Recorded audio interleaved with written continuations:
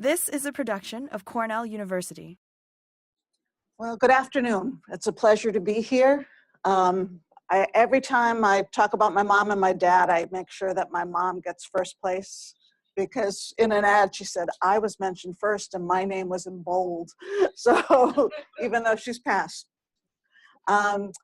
Today's seminar is going to be a little bit different. Not a lot of data, but hopefully an idea of, because I don't think a lot of you are going to become apple breeders, but a little bit of the fascination that we find working in this crop and working in any crop from a horticulture or breeding perspective.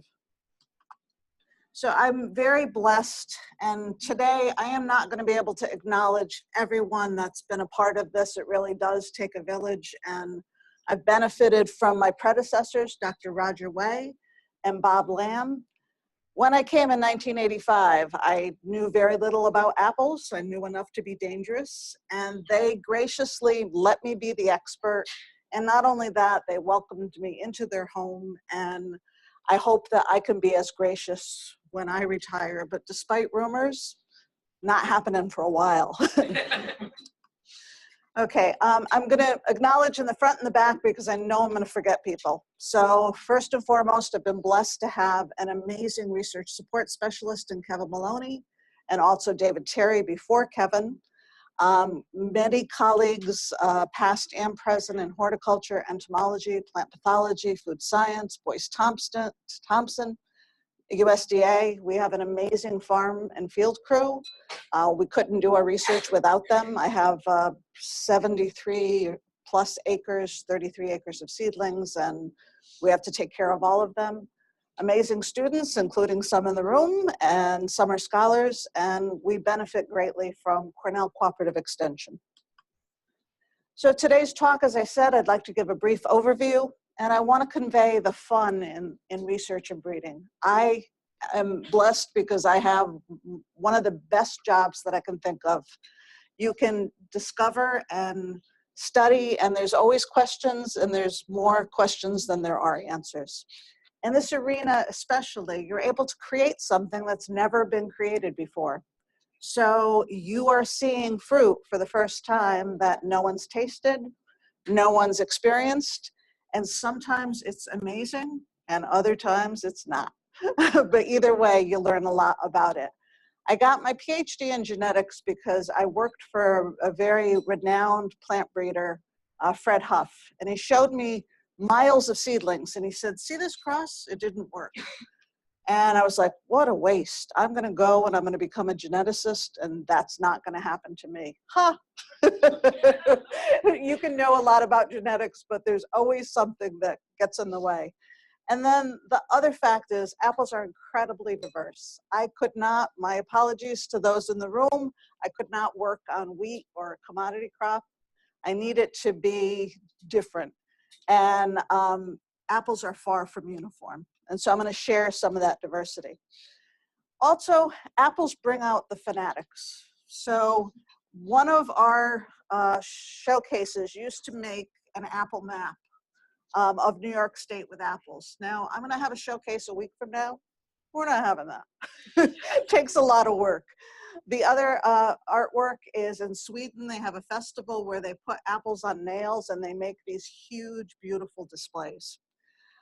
We also had a researcher that came and visited the repository. She was fascinated with the apples, and she said, "I'd like to see other diversity," and I took her out to see some of our architectural mutants, and she fell in love, and she did a photo shoot. Now, only an LA photo expert can come, and she said, "Can we bring snow machines if there's not snow?" Like, we're in upstate New York, pretty sure there's going to be snow. There wasn't. Okay, so I'm doing this for a colleague that I hope is in Geneva, but apples are extremely popular. So we get a lot of requests, and you note that they are not enjoying the cabbage. So we are lucky to have something that gets general interest. And I just ticked off half of the vegetable growers and researchers, but you'll get used to me.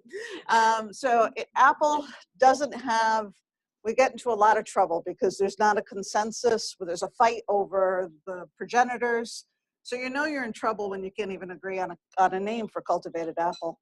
It's also incredibly diverse. So we have triploids, tetraploids, apomix. We have 25 to 34 species, and we haven't tapped the surface of those.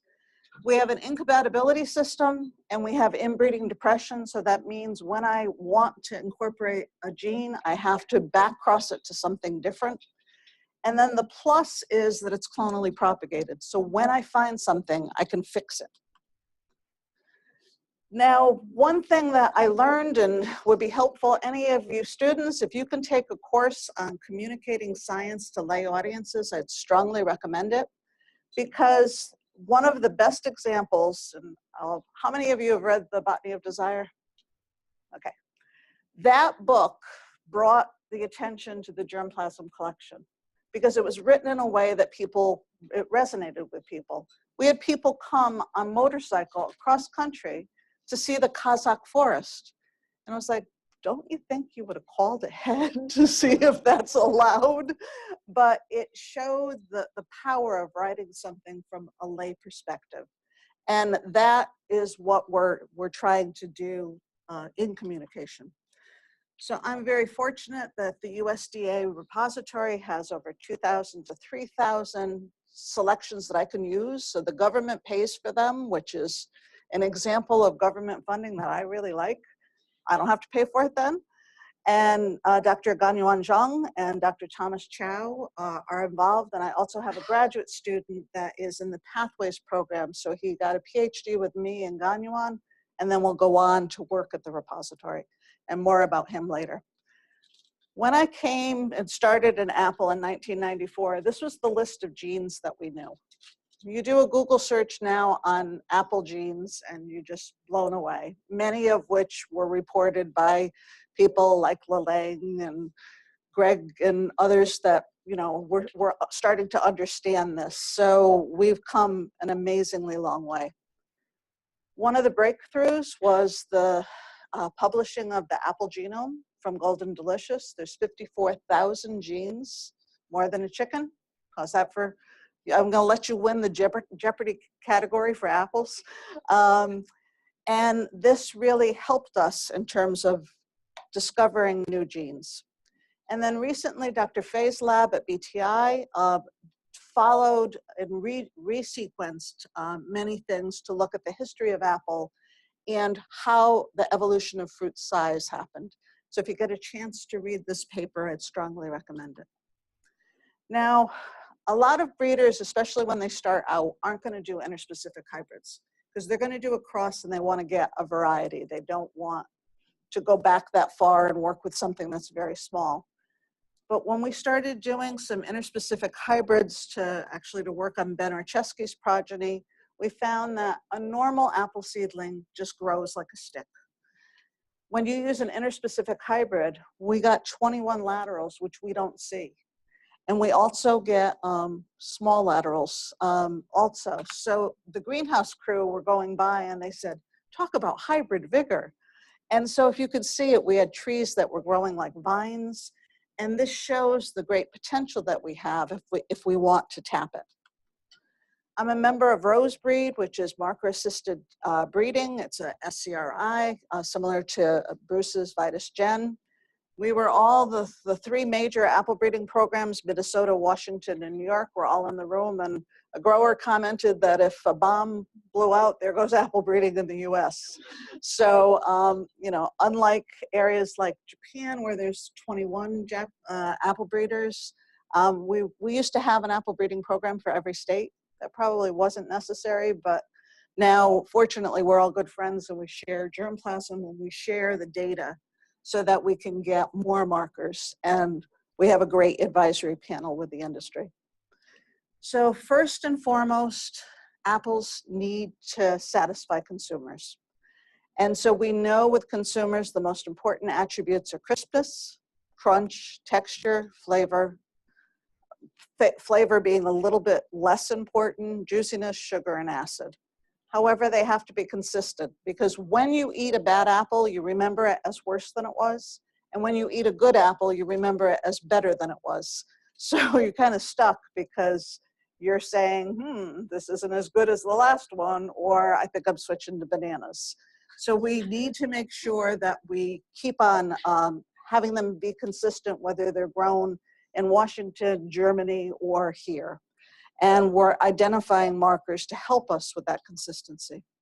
So as Don said, we're one of the oldest programs, one of the largest programs. We've named 66 varieties.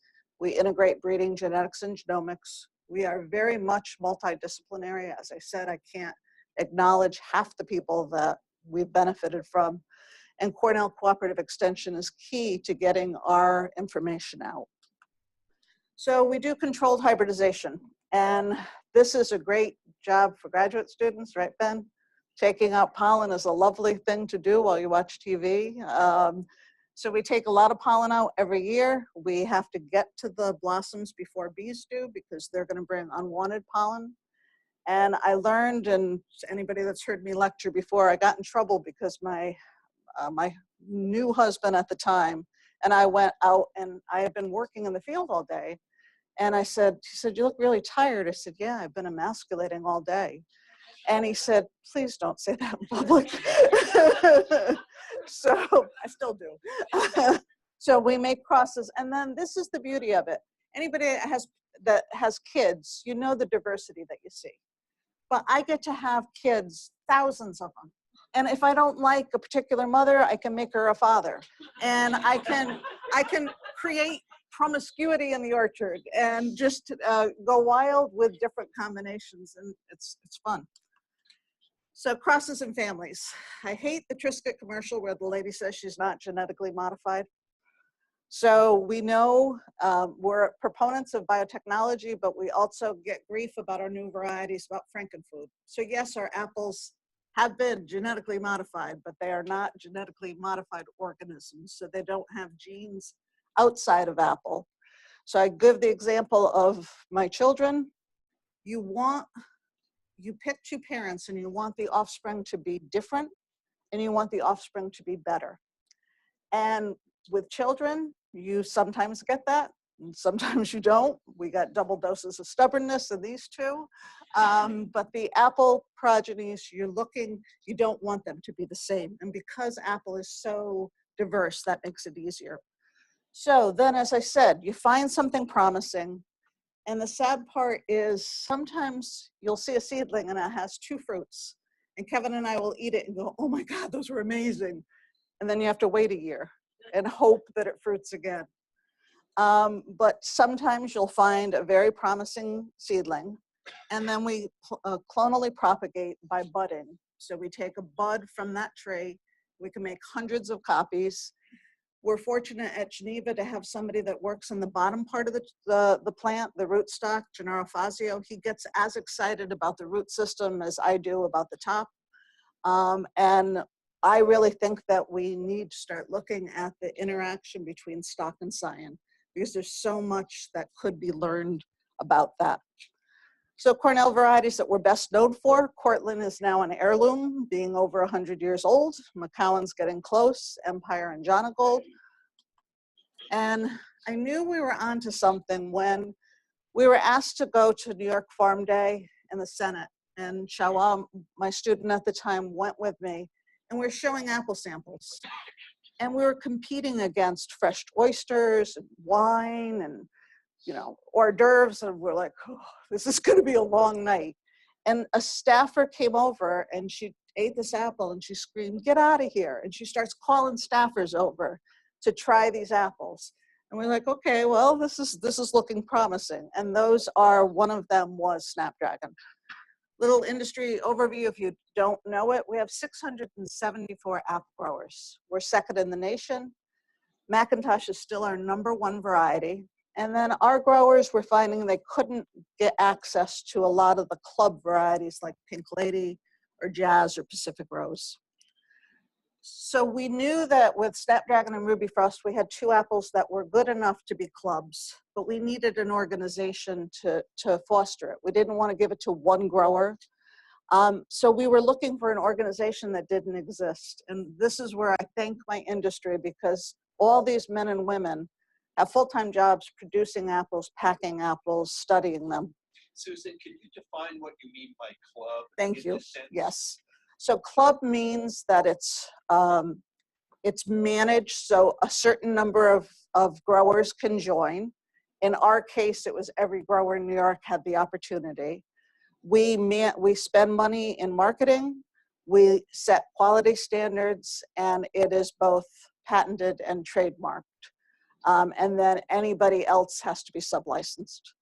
So there were clubs that picked and choose. So a brother he might be a member of a club and his neighboring farm brother was not. So we needed a new organization. We needed to move the varieties forward.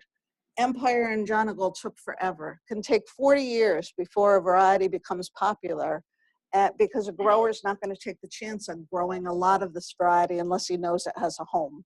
And we needed dollars for marketing and promotion. So Pat Hooker was the commissioner of ag at the time, and other breeding programs have sold to, in one state, they sold to a competitor state, a particular fruit variety. That didn't go over well. And so Pat Hooker said, it's going to be a long walk to the governor's office if you sell this to another state. So we told the growers we were interested in doing it, but they had to offer it to everybody. We were going to be equal partners in risk and rewards. So this is the core group that started it. And that was a nice day after about 2 years of negotiations with IP. So for commercialization, they committed to plant 900 acres. So that's going to give grocery stores enough volume. That's about 60% Snapdragon and 40% Ruby Frost. They were going to market, and it was going to be in retail stores, stands in 2013, and in stores 2014. The reason we wanted stands is that Honeycrisp was never marketed, and it certainly is a success, but it was because retail stands, people got to try it, they got excited, and so we wanted to have that interface with consumers. So New York Snapdragon is a cross of Honeycrisp by an apple that's very similar to Jonagold. So what I wanted is, I like Honeycrisp, but I wanted more flavor. I wanted less of the disorders that it had. We tried, this was the first tree in the row, and I told Kevin Maloney, we can't pick the first tree in the row because our stomachs aren't, sour yet. So we went back and we looked at it, and it was like, this is pretty amazing. And some growers signed on to grow Snapdragon without ever having tasted it, but they saw pictures of the productivity and they had faith in the Geneva program. So Ruby Frost was actually a study that I'll show later that a graduate student did. I wanted to look at the genetics of vitamin C, increasing vitamin C, and I wanted to create reduced browning after you cut them. And so Ruby Frost is a hybrid of Braeburn by Autumn Crisp, which some of you might have tried at Cornell orchards. Great reaction in consumer tests, and is high in vitamin C and low in browning. Now, I got to interact with Deb Perosio's class. Our growers had the kids come up with ideas for varieties. Now, there were some, if any of you are still here, I apologize, there were some really good ideas. So you were so proud to be part of Cornell because these kids, some of them did it in harmony. They had, merchandising, all set socks, t-shirts. One was Royal Flush, which may be a great card hand, but not a great apple name. But they did a really nice job. Unfortunately, we didn't choose any of the names, but it was a great experience for all of them. So Chris Watkins and Yosef and Jackie, maybe, I really benefited from Chris Watkins in Postharvest. Now I told Chris, he said, I'm not gonna be here. And I said, well, you're not gonna hear the good things that I say about you. But he's not here. Seriously. He is great. But I once at a meeting said, my apples are so good, I don't need a post-harvest physiologist. And Chris literally made me eat my words. So he's, and Jackie and Franny, when she was here, we established the best picking dates. We look at storage disorders. And we have growers sample because they wouldn't believe that certain harvests were better than other, and Yosef knows how that goes. So they also learn that you don't stop at Subway and get a 14-inch sub before apple tasting, because every single one of these guys that Craig photographed turned green. So now they know that you have to pace yourself, but it really, having the industry involved in what the best harvest date has been really invaluable. And I can't tell you that when you see your varieties in the grocery store, just nothing better than that, because some breeders retire before they see that. Now, my husband was at the store and I said, "What's the reaction?" He said, "People are lining up for miles." But we still sell out. And Helene Dillard, when she was here, she went to the Ithaca market and they only let her buy 5 Snapdragons. And she said, "But I know the breeder." Didn't help her. So that's a thing of beauty. So this is going to shift a little bit. So any of you that are working in horticultural commodities, understanding variation is key, and it can't be emphasized enough. So, you know, how to phenotype at the right stage. We had fights about this with Rosebreed because they wanted to use a starch iodine of 8. The only thing a starch iodine reading, which shows maturity of 8, tells you is it's garbage. And so we had to pick it when a grower would pick it. Understanding the right stage, minimizing variation. So there can be variation due to the fruit cluster, the age of the tree, the rootstock, the stage of development, the crop load. And so, like computing, garbage in, garbage out. But I don't think I can't emphasize this point enough. So like an apple, if you're doing a study on ethylene and you have a king flower that's developed, so king dominant, and laterals, if you're only picking the king fruit, what's happening when you're plucking that apple off? You're creating a wound and you're creating ethylene. You're also having problems with, you know, do you choose to look at the king or the laterals? So understanding that is important. Sample size, never enough, never big enough. When you see somebody that looked at 5 apples from a tree, that's not going to do it. And apples, as I said, are very variable. The developmental stage and what's happening with ethylene. So we have Sushan Gad here, who's an expert on ethylene, and we need to make sure we understand what is the stage that we're looking at, and is that the best stage to be looking at? So now I'm going to switch to architecture a little. And Bill Miller said, don't let him down in the seminar, and even with columnar. So there's my mandatory columnar. So columnar is a dominant gene, and weeping is a dominant gene. So what happens when you cross them? Any ideas? So you get, they fight it out. So you get columnar on the top, weeping on the bottom, you get some weeping, you get everything in between. And it's just fun. Yeah, I mean, you just get to go out there and see this and say, this is, you know, Alan Laxo said that tree is a tree that doesn't know what it wants to be when it grows up. Now, we know that plant architecture branches should go horizontal. So we got a little carried away. Not good for pruning, but you can see the variation again. That's not pruned. It's a wide branch angle. It's an OXA mutation. So unfortunately, it doesn't fruit, but you could have apples on spokes of a wheel. And then just crazy. So that is an apple tree. And I can bet money for people that are like, that's not an apple tree. And they even feel plastic. The flowers are like little Arabidopsis flowers. And it's just, when I talk about Ben, we have different isomers of compounds, and some of these little leaf things are just wild. They have things that shouldn't be. Now, Kenong is looking at a lot of this material. He got a grant working with Chris Dardick, and he's going to be publishing on weeping very soon. And his group has been a really valuable collaborators. Then you just have stuff. So that tree, its sisters are 20 feet high.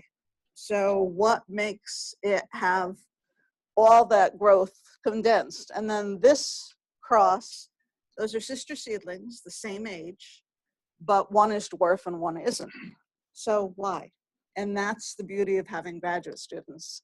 So Shawa, who we benefited greatly from Peter's willingness to let us use his equipment, expensive equipment, and offer mentoring, was able to look at gibberellin in vegetative tissues. And while we haven't commercialized these yet, we have developed some lines that are really good quality for probably the home market.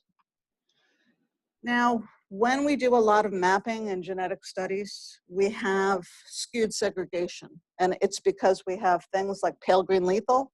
The name is what it says. They come out yellow, they die. Or dwarfs that most people don't think they have, they die, and so they don't know that those might be linked with genes of interest. So Ben Orchesky, it's always good to have a graduate student that's as interested in strange things as you are. So he started looking at columnar, and he had a side project on pale green lethal. And he found out that pale green lethal plants were not able to produce vitamin K, and that influences photosynthesis. Now, this is the beauty of Cornell. I had somebody contact me about Arctic apple, and I Googled them, and Dr. Parker, so Ben says it's phyloquinone, okay? So I Googled Dr. Parker, and Dr. Parker is an expert on phyloquinone. Like, hey, would you run some tests and see if you can detect this? Sure enough, he did, and is an author on one of those papers. So what's cool about this is the pale green lethal is this tiny little guy. And when you put vitamin K on it, it starts to grow. It never quite rescues the phenotype, but poor Ben sprayed vitamin K on these plants. And finally he said, can I stop? This is like every day. But you can see the blue line was where he stopped application. And sure enough, you have the restored phenotype, but then it starts becoming chlorotic. And so it was a great proof of concept between the gene and the cause. Now, Ben Gutierrez, I had a picture of him with a tomato plant, and I don't hate veggies, but I wanted to have a picture of him with apple trees. Well, he brought in his baby to see me this past weekend. Now, I have to ask you, what has he told this baby about his advisor? But Ben is very smart. He has his Defense Friday. Nothing like bringing a baby in to your advisor.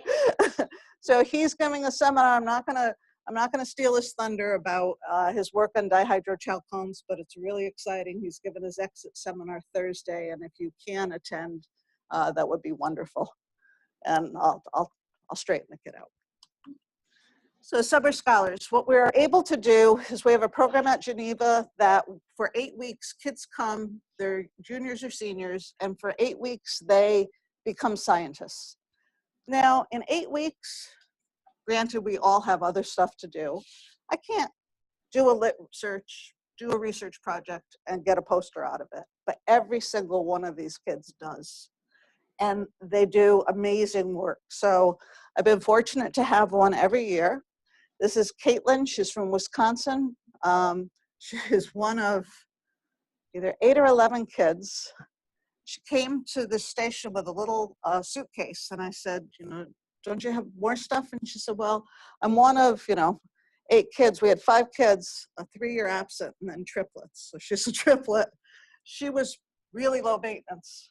She was a wonderful, bright girl, but loved being at the station. We looked at ornamental crabs. So Nina knows I started in ornamentals and I love them. So this is my creative side. I'm not going to replace Mark Brandt with his,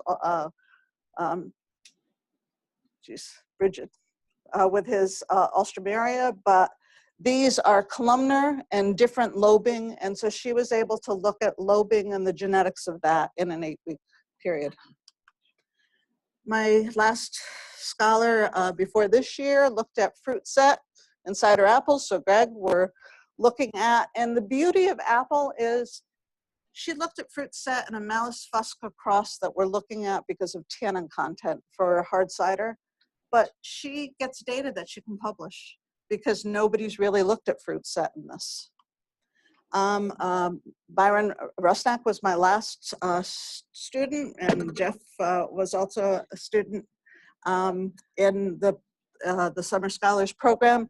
And he was able to do phenotyping of a progeny that Ben had done GBS for, and was able to discover a new QTL for the columnar locus in that 8-week project. So it's pretty amazing. Okay, so I'm gonna wrap it up quickly. Red skin color, red is dominant to yellow, but what they don't tell you is, what does that mean? So we can have a red apple, we can have a green apple. We developed a marker for red and yellow, but it didn't work for green. I have been trying to breed a green apple, and I have created the most sickeningly shade of green that you can ever imagine. They don't come out pretty. So we have learned that it's due to a MIB transcription factor. We're doing transgenic studies, not us, but others, on overexpression.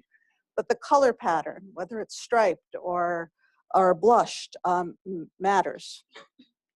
Now, this is just the kind of the wows. So these red apples, which, I'm sorry, I don't know your name, Katie loves, are sour. They're going to market them, and I predict that people are going to buy them once and say, wow, isn't this cool, and then not buy them again. But I said that about rocket apples, and they got bought out for $8 million, so I better keep my day job. But what I'm showing you is Caitlin went out and she looked at the progenies and she said, all the leaves are green. And I said, that can't be. They have a dominant gene for red. Well, look at the laterals. So I can't explain this. The leaves came out green, and then the laterals produced red after that. So maybe a phase change. So this is just a bit of the diversity where we're looking at beautiful double flowers, scab resistant, different forms and shapes, emphasizing disease resistance. We look at resistance to scab. I'm blessed to have Herr Baldwinkle, Avase Khan, Kara Cox, a number of people that collaborate in plant pathology, and I'm going to miss a few. We look at scab resistance, powdery mildew, black rot. Climate change is real. We have southern diseases. And you need to know what your material is, because we love this novel stuff. But another breeder said, well, if you want my crazy stuff too, I usually throw it out. But I think that we're gonna get answers by having some of that crazy stuff. So this I love, because this is one fruit in a population of an ugly, high quality apple, I mean ugly, by a speckled apple that's good quality. And you can see that, I think the yellow is an outcross, but you can see that you get varying degrees of red and color. But you get ugly again. And then you get pretty amazing lenticels. And the quality of these things is amazing. So every single apple is good. That does not usually happen. Bruce knows that. There's a fruit size, 5 genes for fruit size. I hit the jackpot on this. I can't win the lottery, but I can line up those genes for fruit size. Grower said that he's going to call them apple nuggets, and we're going to laugh all the way to the bank. I don't think so. Reduced vitamin C is important for apple dippers. This was Andrea's research that shows some of our advanced selections are amazingly high in vitamin C compared to the standard varieties. We do transgenic research. When I say we, I mean Lalang, Avase, Kenong. So silencing is teaching us about ethylene and other stories.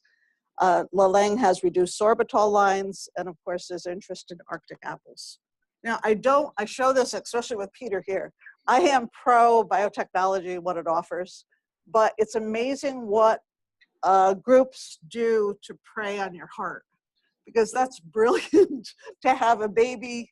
You know, I'm a baby sucker. To have a baby and Snow White and you know, it's not based on science, but it does resonate with a lot of people. And so Arctic apples are being test marketed now, so we'll see what the public decides. We have a number of different hybrids with potential for future commercialization. We're writing 3 patents right now. I apologize. The problem with having apples is I wanted to bring some today, but they're not easily carried. So I owe you one. Again, acknowledging current and former students, my technicians, Cornell colleagues, USDA. everybody has been amazingly generous. We've been able to garner funding from different sources. And I showed this shot, Martin Gaffney took it after fall to show that we really are creating some very productive apples. But somebody asked me why I engineered them not to have leaves. So thank you for attending, and I'm glad to answer any questions if anybody has them. And I'm going to reach out to my Geneva crew because I feel bad that I'm not there. So Geneva, do you have any questions? I have one.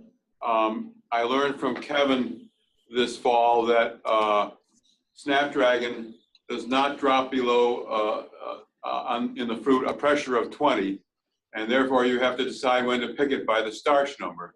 And so, is that a beneficial character which improves its post-harvest behavior? And if so, are we going to see more selections that are similar? Yeah, we have a lot of selections that are performing very well from a storage and shelf life perspective. Thanks, Jay. Any other questions at Geneva? Okay, Ithaca's turn. Don?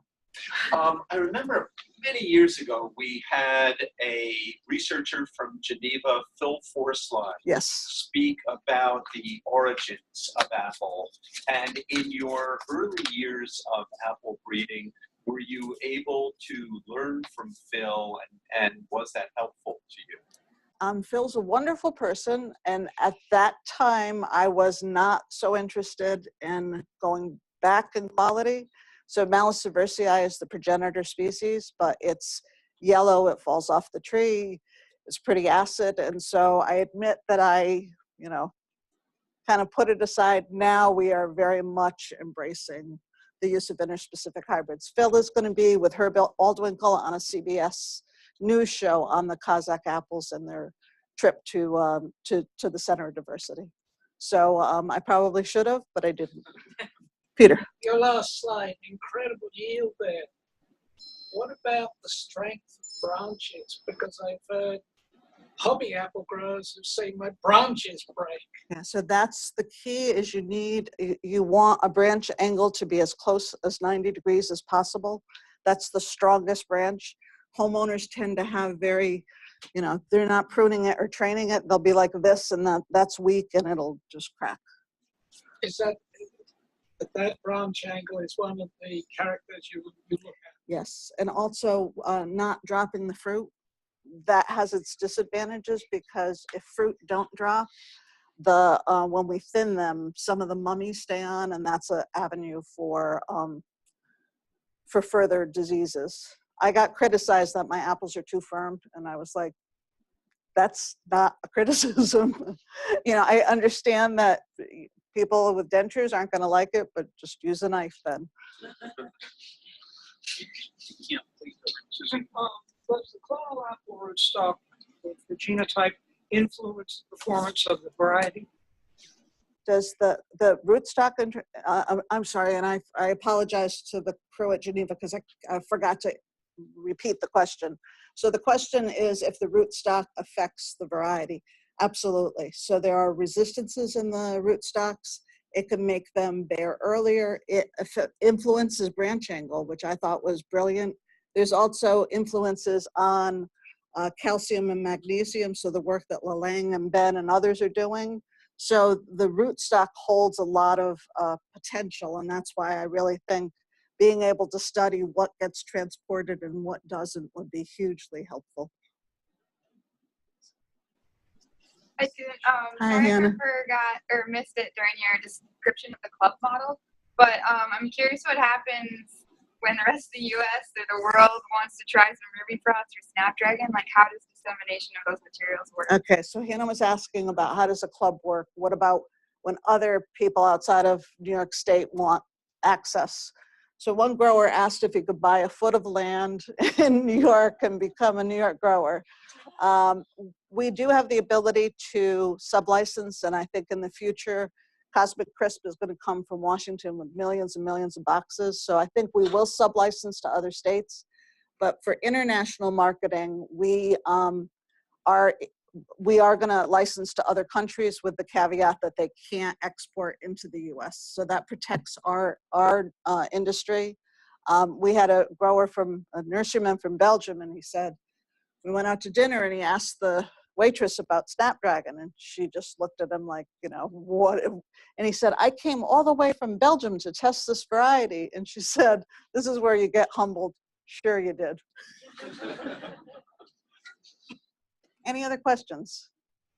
I was curious about how you approach selecting based on taste and tartness versus sweet, because people have there's a wide desire, like I'm a very tart apple, other people like very sweet. How do you deal with that in your selection? Right, so the question was, how do you deal with that like 70% of the population tends to like a sweet apple, where 30% tends to like a tart apple. How do we deal with that in our breeding?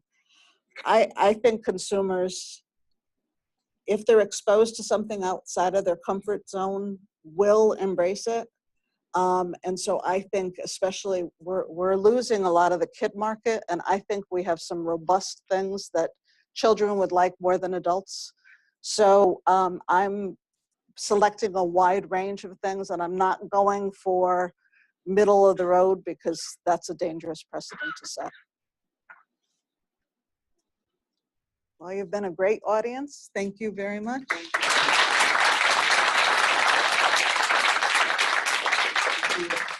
This has been a production of Cornell University, on the web at cornell.edu.